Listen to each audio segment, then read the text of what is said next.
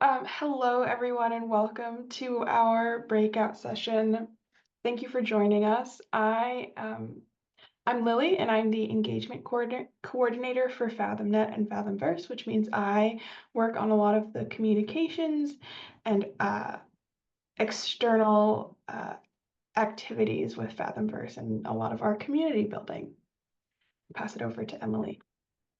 And hey everybody, I'm Emily Clark. I'm the content manager for FathomNet and an extension FathomVerse.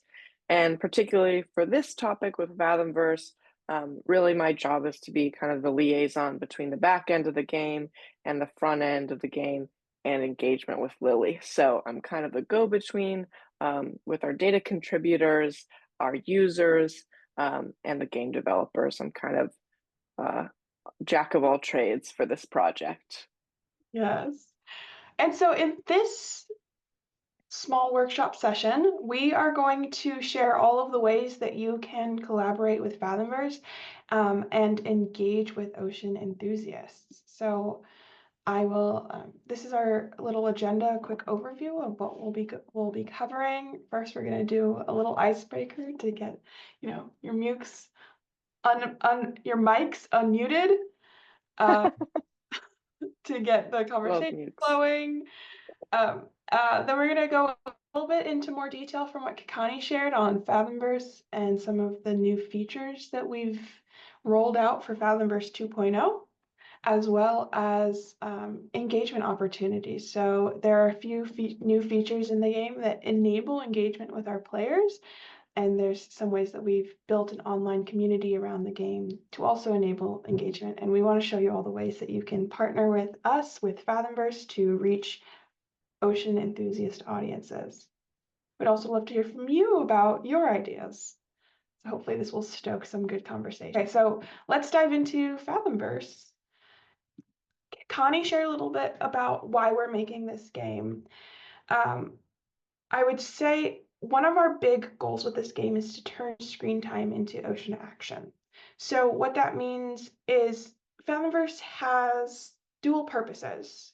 On one side, we are creating very valuable scientific outputs. So creating that training data that can help us discover all life in the ocean. And then at the same time, we see FathomVerse as an opportunity to inspire a new wave of ocean explorers. And this is really optimism-driven community science for the ocean. So it invites anyone who's interested in the ocean, or maybe it could inspire someone who didn't know that they had an interest in the ocean but wanted a fun, cozy game to play on their phone. There's a lot of ways that we are inviting more people into this project and this mission. And then, Emily, I'm going to pass it over to you to go through some more details about how the game works. Yeah. So on the next slide, I've got a little recording. If you just wait 1 second before pressing play, it is pretty quick. So this is just kind of a very brief express walkthrough of a bunch of our different features, so you can kind of get a feel for the framework of the game. But we will talk in more depth about a lot of these features afterwards. So don't worry if you're getting a little lost, but hopefully that won't happen. Let's press play. Like Lilli and Kakani have mentioned, here's our hub. We have a lot of different things from classification. Here you can see our animal library showing all our different animal groups. That kind of gets you up to speed. The start of the game is really the training. So you'll be training on 3 different animal groups at a time. And you're presented with images of them in these currents. You collect different images that you think are or are not included in the animal groups you're training on. And then you move into this labeling phase where you classify those images. And the training phase, you're presented with about 25 images. You can review those mission briefings at any time, and you go through this labeling phase. And then once you certify on those animals, you move into this deeper, darker landscape of the expedition mode. And expedition mode is really where our data contributors come in, because this is where players are actually seeing unlabeled data. that we don't have ground truth for. They're presented with more images at a time, 50 images per expedition. And then they go into this similar classification phase. And for this, we have a couple different mini games. So we have those currents, the pulse style, where you're kind of cruising through currents. We also have this, which is illuminate, where you're kind of using a flashlight in the deep sea, kind of ROV feel. And then you can also go straight to labeling. But there's also been mention of, and then, so here's our new discoveries, where with those expedition unlabeled images, you get to a community consensus and actually get to see later, not immediately, but once the community reaches consensus, you get to see what those labels are coming back as from the kind of game as a whole. Thanks for pausing, Lilli. So I'll need to make that discovery section a little longer because that's a really critical point to this, is those discoveries. And then here's our new mini game where we actually integrate localization into the project. So gamers can go through and detect and localize where animals are in the images. They can favorite images, which is fun. And now you can actually share them with your friends from the game. Which is exciting, and that comes with attribution to the Institute as well as their label. Here's our award screen. So all the way through, you're unlocking badges, you're unlocking videos that tell you more about the animals, and we'll hear more about these badges shortly. But here you'll see there's a special badge, Citizen Science. We'll talk more about that. So there's limited time offer ones that can celebrate different data contributions. And we also have the ability now to talk to our users directly in app, which is fun. So in the little messages, we can send them different announcements or details about the things that they're doing in the game, or telling them to leave us a review on the App Store, because that's very helpful for us to reach new people. And then lastly, if you click your little number at the top, this is your player progression. So it shows you what level you're on, what awards you're unlocking, so on and so forth. So hopefully that wasn't too quick, but that just kind of gives you a brief overview of the structure of the app and all these different little elements that you can get into. Great job, Emily. Thank you. I hope that wasn't too fast. That was my first time doing an express walkthrough. So let me know if I lost you. I'd be happy to revisit those things. But a lot of those features we'll talk about in a little more detail coming up. Yeah. And then also, can I ask you, great, please, yeah. Emily. Curious, is it in other languages yet? Not yet, but that is something that Kakani and our team have talked a lot about, that we're really hoping with further funding to really hit that checkpoint next, because that's something really important to us to expand this reach. Yeah, the vast majority of my North Atlantic are islanders, and I mean, some speak English, but the vast majority are speaking Spanish or some other language. So I really need it in something besides English. Totally. Yeah, that is what we are hoping to accomplish as well. I tried to find you and Lilli. If one of you will connect with me, maybe I can find matching funds. I'm not promising, guaranteeing, and everybody don't email me trying to get money. But for this purpose, because I am in another group at the UN called the Ocean Best Practices. That's 1,000 scientists. One of the tasks that I'm working on, remember I said I'm a geek. So one of the tasks I'm working on is AI to translate the terabytes of ocean data accurately into the 200 languages of the planet. So I'm working with AI teams here in Austin. I was also one of the, this is not about me, none of this is. I happen to be one of the 3 co-founders of a thing called South by Southwest Interactive, which is the world's largest geek fest now. So that's what I'm saying. I am plugged in at a level to talk to the people that are doing stuff at a very, very high level in all of these industries. I'm, again, not about me, but I'm doing what to try to help your generations have hope. So if you guys will, I'm easy to find on LinkedIn or Facebook. If you'll connect with me there, and then we'll exchange some information. I'll see if I can find matching funds for translation. Yeah, let's talk. So the best way to reach us is fathomverse@embari.org. And I'll also have that linked at the end of this slide. Yeah. So zooming out a little bit, I just wanted to share kind of who our intended audience is and some more big picture goals with FathomVerse engagement. So we created this game largely for armchair explorers. That was a new term for me. That's kind of the type of person who likes to play GeoGuessr or scroll through iNaturalist, watch nature documentaries, ocean enthusiasts, and animal lovers. We made the game also for high school age and up. Some of our educational materials, like Emily mentioned, show those mission briefings that teach you how to ID are created for a high school age education level and up. So our intended audience is 14 years and older.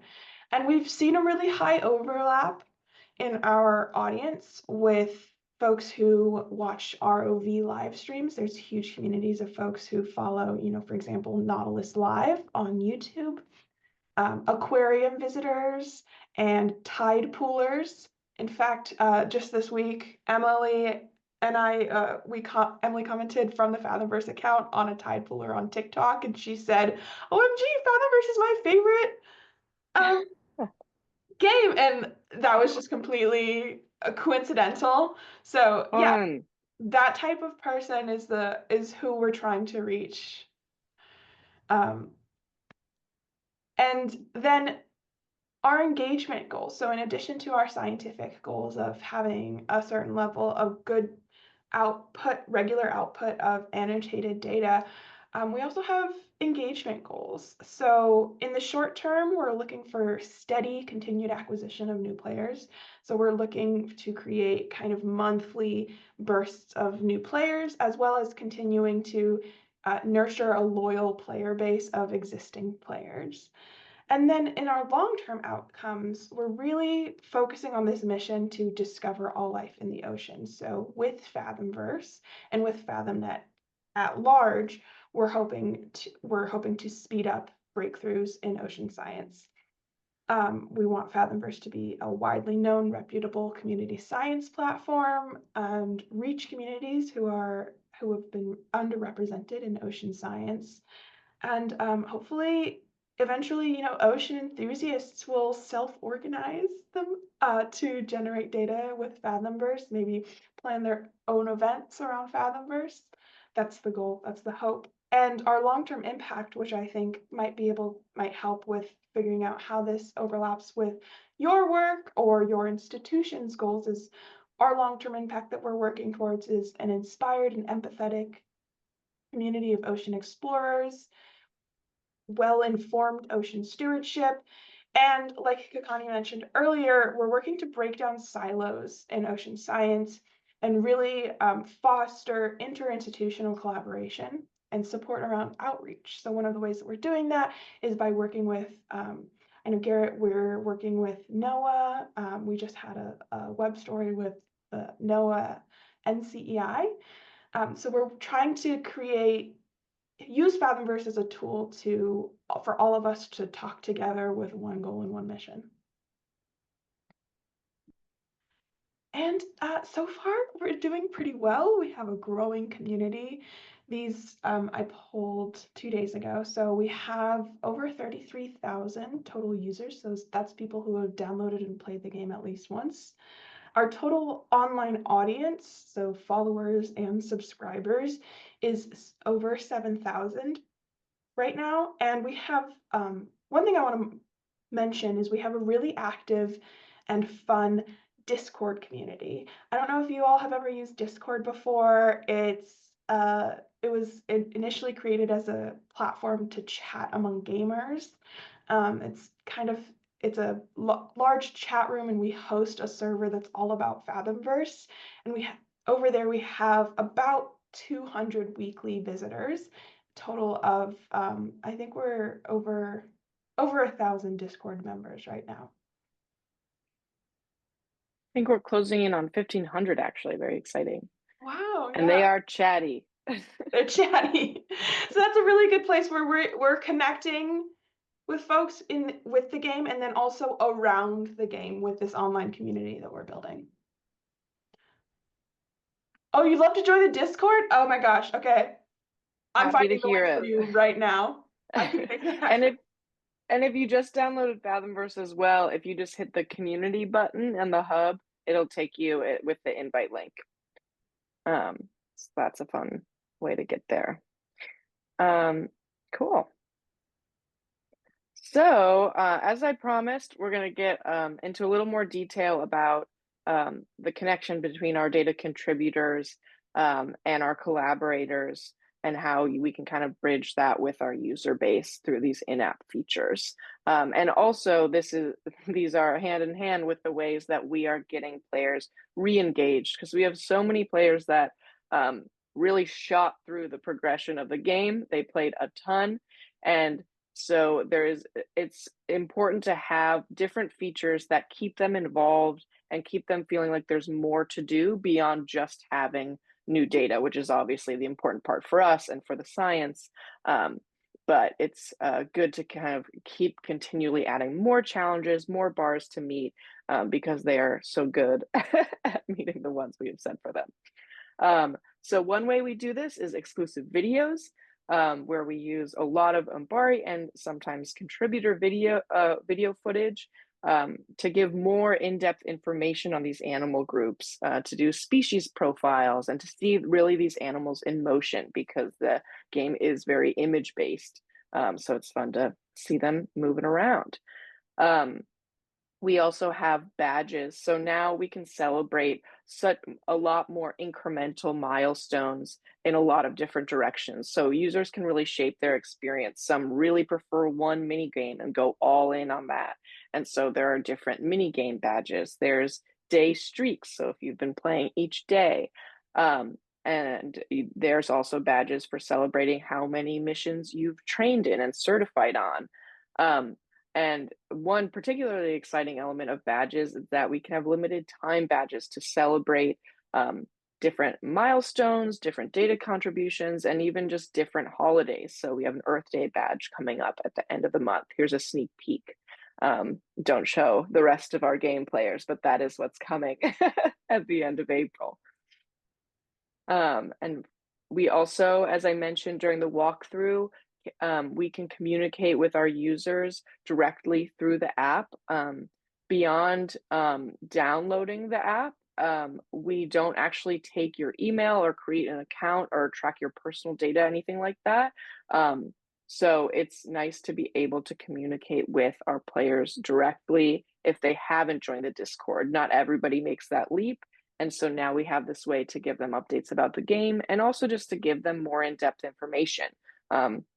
So for our discoveries badges, again, discoveries is when you've actually contributed to an unlabeled image that entered the game, reaching a consensus among players. So this is unknown, unprocessed data from our data contributors that then via the game does now have an animal group label, which is super exciting. So we really like to celebrate each user's number of discoveries, and to kind of lock that in with the kind of conceptual element of these being from our researchers, from our scientists. Each badge for the discoveries gives you kind of a behind the scenes look at the type of research being done that's depicted in all these images you've been reviewing, which is fun. And so again, also you can favorite images as you go through the game. Our users really like this feature. They love favoriting. And now you can share those favorites as well. We really, it's a super high priority for us to protect the source material that we are getting from our very generous data contributors. And so one way we're able to do that is with different shareable elements that have our logo over top, as well as a watermark saying which institution that image came from. So it really allows that contribution source to carry through. And it's also fun because you get the image's current consensus as well. So you're sharing a bit more context surrounding the image as you go. again, a way to anchor these images in the reality that these are scientific data points. And then, like Lilli mentioned, we have a super active Discord, and we have a few different weekly features from our team that we put there to give even more context surrounding the data in the game. So every other week, we have a dive context post where I will profile a new dive, a new batch of data from a contributor that has gone live in the game, so you know what you're looking at. And this can include anything from the ship and the ROV specifically that recorded the video data, what they were looking for, what the research was being done, depending on how much information we have from our contributors. We love NOAA, Garrett, because they have a daily summary of every cruise they've ever done. So I really dive into NOAA's website, and I oftentimes will link to that post or to the summary video from that day. And this provides a platform for us to really go deep and give users as much possible information about what they're seeing, as well as things to look out for. We have our AI proposal chart. You can see that little bar chart in there that says what our AI thinks might be in this labeling run, so that you can go look and see if you see things from this particular dive. I remember to unmute myself. And then on the outside of and around the game, we also are working on community outreach to promote and there's a few ways that you can collaborate with us to promote your work and share it with our players. So first of all, we have live events, either in person or online. They have been really successful for us to reach new audiences. So for example, last year we joined a YouTube and Twitch live stream with the Monterey Bay Aquarium, and that was our largest spike in new players for the first 3 months after we launched the first version of FathomVerse. We've also done webinars like Skype a Scientist, and we can host our own live streams with our Discord community. Then we're very active on social media, on Instagram, TikTok, Blue Sky, LinkedIn, and there are ways we can cross-promote different events and highlight data contributors while also promoting our game at the same time. So for example, right now we have a campaign in partnership with a group called SciStarter to celebrate Citizen Science Month, and we have a badge in the game that's a Citizen Science badge, and then around the game we're also sharing and promoting that on social media. Back to Emily. Yes, sorry, I thought I was unmuted. But anyway, so like I said, we don't actually take users' emails or personal data, but we do obviously have data of the game activity. Otherwise, we wouldn't have any contribution to science at the end of the day. And so it's important to know kind of what we're looking for and what we're able to analyze as far as our impact and as far as our progress with these scientific goals. So here's a screenshot of our content management system. This is the UI version, the friendly version that I like to use most. But we can track a lot of different elements of activity in the game. So we can see this list here, the list view on the left. Each of those is what we call a labeling run. And that would be like one day, one dive of an expedition from like a NOAA expedition, for example. So we look at them kind of from that context, labeling run by labeling run, dive by dive, and we can see the progress of that dive. We can see how many images have already reached consensus among the FathomVerse community, how many already have labels now that previously didn't. We can also see how many users viewed the image, even if they didn't label them or weren't sure what was in it. We can see how many users favorited an image, which is fun because then we can report back to our contributors and say, people really love this image. Maybe use that in your social media, or also just like for fun, I suppose. And then as well, something I haven't really touched on yet is that in the game, users have the opportunity to flag an image. This is oftentimes during their feedback, when they're told either if they got a label wrong based on the ground truth, or if the FathomVerse community has agreed with their label once that reaches consensus. And this is a really important feature because if an image has a lot of flags, that prompts extra expert review at the end of that process. And we actually have gone back into the database and adjusted ground truth from things that were misidentified from the jump. So this is a really important back and forth process between us and our players. And it's an exciting feature for our contributors as well, because we can kind of hone in on more confusing images or images that might feature something brand new that we don't have an animal category for. That's the most exciting thing that I'm yeah I'm excited for. Definitely. And then on another dashboard, we have analytics about game player behavior. This tells us we're tracking information about active players, how many new users we're gaining, so we can often track if certain events or posts, for example, brought us a bunch of new users. We can track how many active players we have in any given time period, and also the spread of players at each level. So that's something we're looking at because we're trying to push folks from level 1 all the way to level 15 to like encourage their progression and to measure our re-engagement, that this is working, that folks are coming back and playing the game and progressing. We can also track things like geography, where players are coming from. Shout out to Seattle, which is our top city right now for FathomVerse players. And we can also see, you know, their behavior of their choices of what mini games are they choosing to play, what features are they clicking on, and what are the most popular animal groups that they're choosing to play dives with. So right now, octopus is very popular. And interestingly, like you saw on the last slide, it's also an octopus is the most favorited image in FathomVerse. So we got a lot of cephalopod fans out there. People love octopus. They do.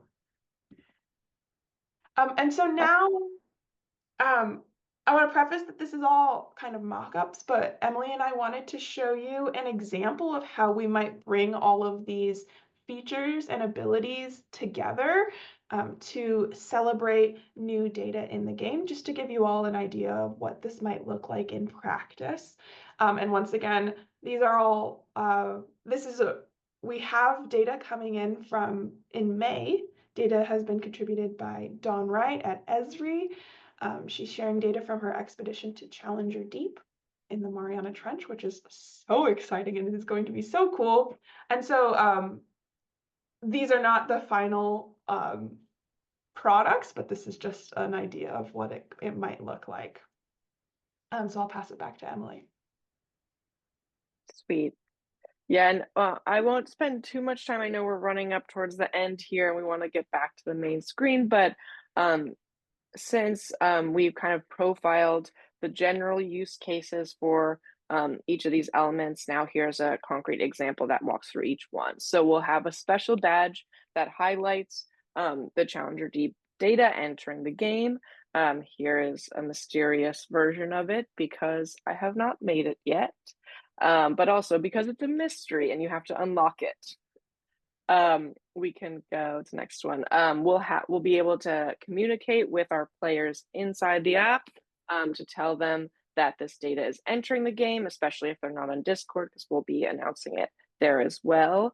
And also give some background information. Challenger Deep is the deepest point in the ocean, so giving a little context for where this data is coming from and why it is so exciting that this will be in front of their eyes for the first time. We're also going to have a live online event where Kakani and Dawn will be chatting and doing kind of a Q&A. And so if they miss that live webinar, we will also kind of edit that together kind of into a highlights reel that then will be in their kind of vault of videos, so they can return to it within the app. And then also we've made our shareable favorites configurable, which means we can change the background of that kind of shareable card when they share their favorite images. So we can also use that to celebrate this kind of momentous occasion, and celebrate different data contributions by changing that background so that for a set amount of time, every kind of shared card, whether it's shared on social media or between friends and users, will also be highlighting that kind of occasion. There's a mistake in that last one, but and lastly, we can also do a coordinated social media campaign to share more about this, to connect with maybe folks who know Dawn and with our other engagement and outreach partners to share excitement about this and also encourage more folks to join the game, maybe just because they want to interact with this really cool new data. So the process for this is very simple. Essentially, to work with us and to set up some type of any kind of outreach activity with us, an engagement activity with us.